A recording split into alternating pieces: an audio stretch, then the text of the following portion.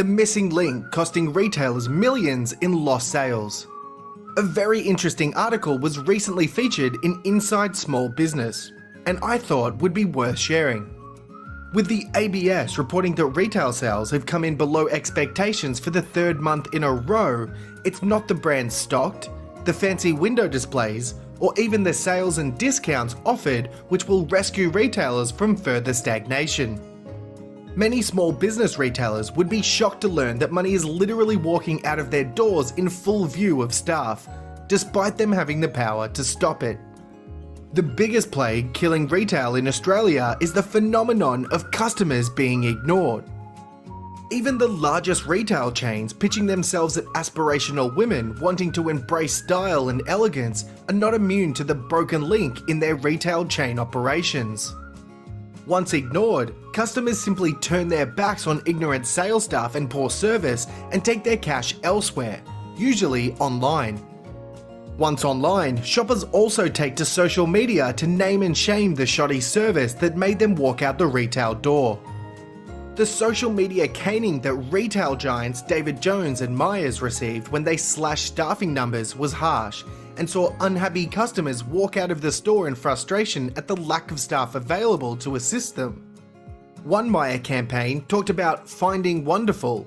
Most customers would just be happy to find a salesperson.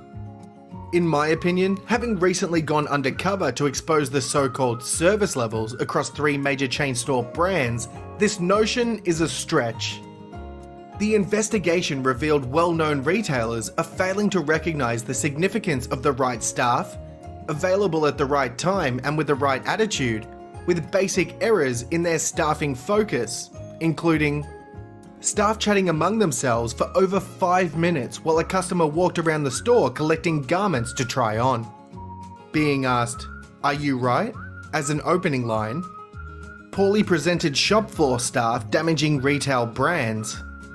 A reliance on casual staff to deliver at premium peak times, yet a lack of commitment to their training or team inclusion resulting in poor, inexperienced service. And finally, bad attitude and demotivated staff delivering less than adequate customer service. Shopkeepers should learn what not to do from the big retailers and use customer service as their key marketing strategy. The recent Undercover Shoppers investigation support this apparent decline in retail customer service standards, with Alex from Melbourne describing her experience in a major clothing retail store. I walked in and looked at several items of clothes while being completely ignored. As I made my way to the back of the store where the service counter is located, still just looking, the shop assistants were chatting away, ignoring 2 other customers in the store. In the end, I walked out and went shopping elsewhere. And Susie from Sydney was equally disappointed, recounting, "Upon entering the store with my little boy in tow, I noticed the 2 cashiers were rather scruffily dressed and enjoying a lengthy chat behind the counter. I was not greeted or acknowledged at all, despite the store being empty. I spent the next 5 to 10 minutes moving around the store, picking up and looking at items, until I made it to the back of the store, right next to the counter where the attendants were still chatting. Neither of them looked up at me or acknowledged me. I ended up leaving the store empty-handed, having been completely ignored. Retailers are missing out on valuable sales.